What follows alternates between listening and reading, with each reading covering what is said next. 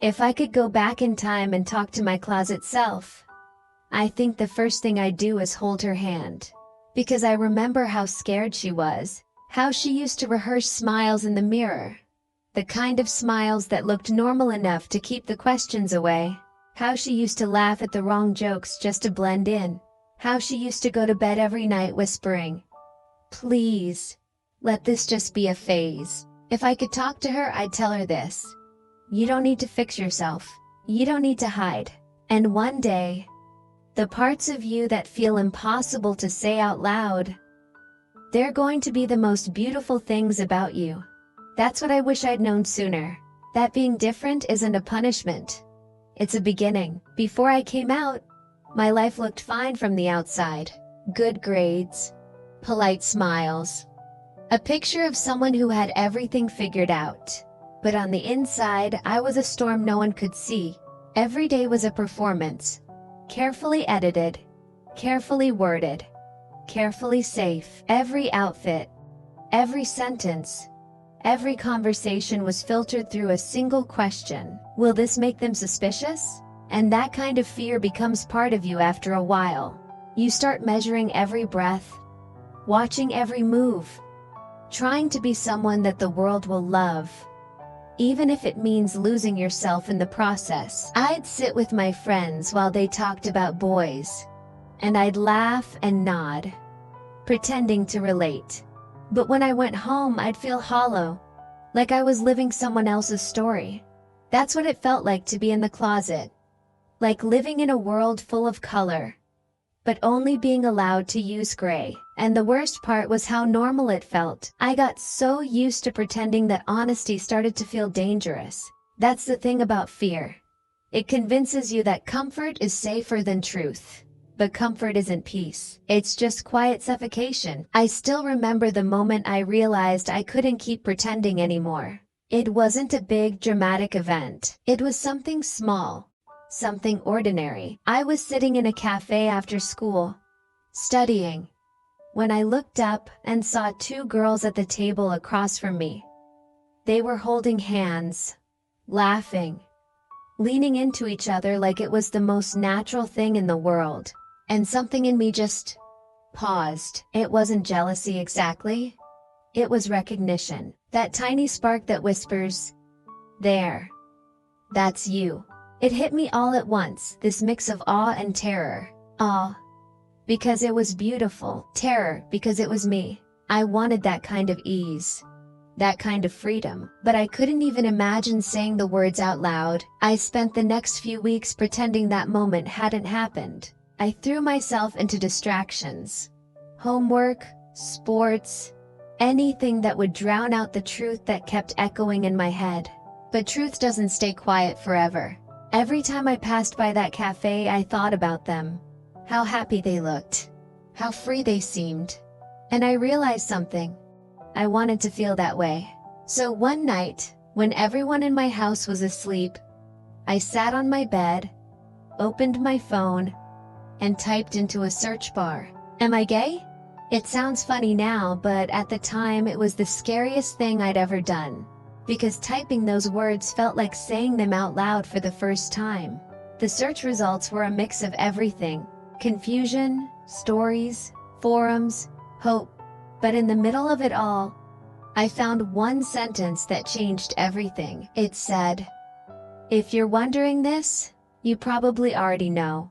And I remember just staring at that sentence, my heart pounding, because deep down, I did know. I just didn't think I was allowed to say it yet. The first time I said it out loud wasn't to my parents or my friends. It was to myself. I was brushing my teeth one morning, looking in the mirror, and I whispered, "I'm gay." It was barely a sound, almost like I was testing the words, but even that whisper made my whole body shake. I half expected the world to stop spinning. It didn't. So I said it again, louder. "I'm gay." And this time, something shifted. The air felt different. Lighter. It wasn't pride yet. Not even close.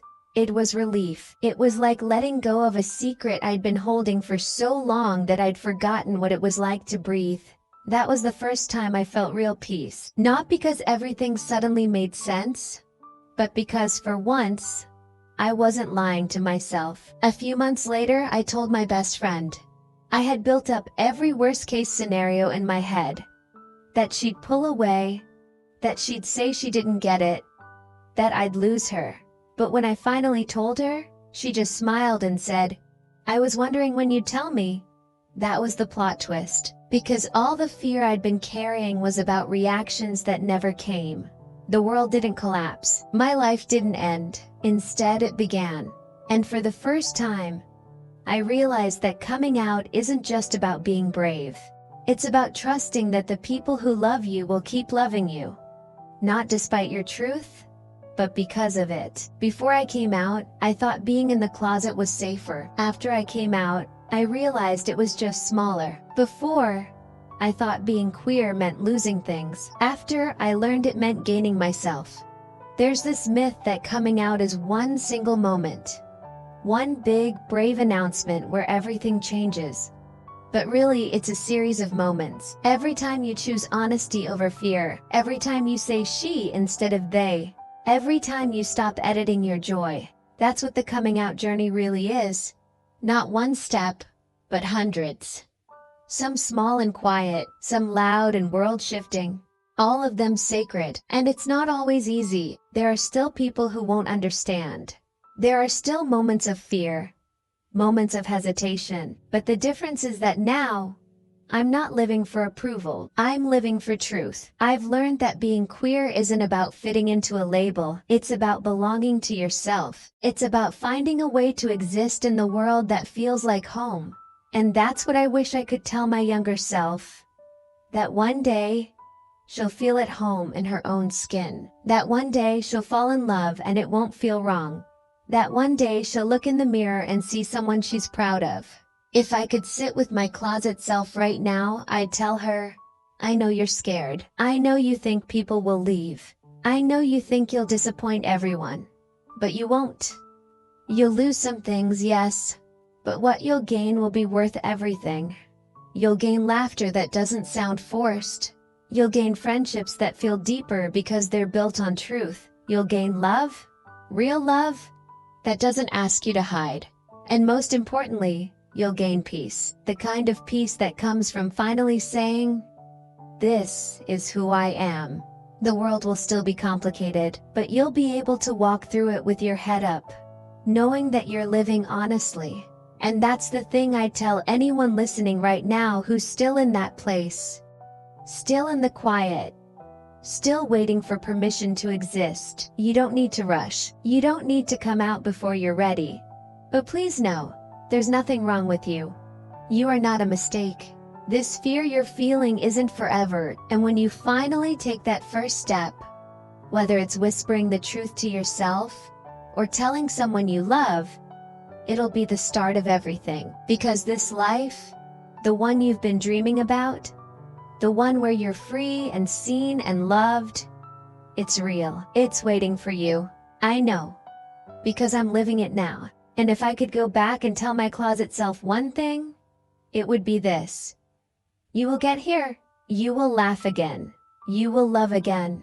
And you will finally feel like you belong in your own story. If you're watching this, and you're on your own journey, whether you're out, closeted, questioning, or somewhere in between, I want you to know that your story matters. Share it. Write it. Say it out loud when you're ready. Because every voice, every story, every moment of truth adds light to the world.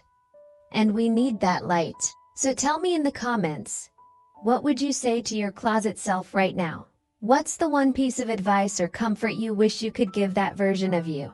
And if this story resonated with you, if you want to hear more lesbian stories, more honest moments from this messy, beautiful coming out journey we're all on, subscribe, stay, be part of this space. Because here, you don't have to hide. You don't have to whisper. You don't have to be anyone but you. The first thing I'd tell my closet self right now, and the last thing I'll tell you, is this. It gets better. Not instantly, Not perfectly, but slowly, beautifully, and fully. And when it does, you'll look back at who you were and realize she wasn't weak for being scared. She was brave for surviving. You've come so far already. And the best part? You're just getting started.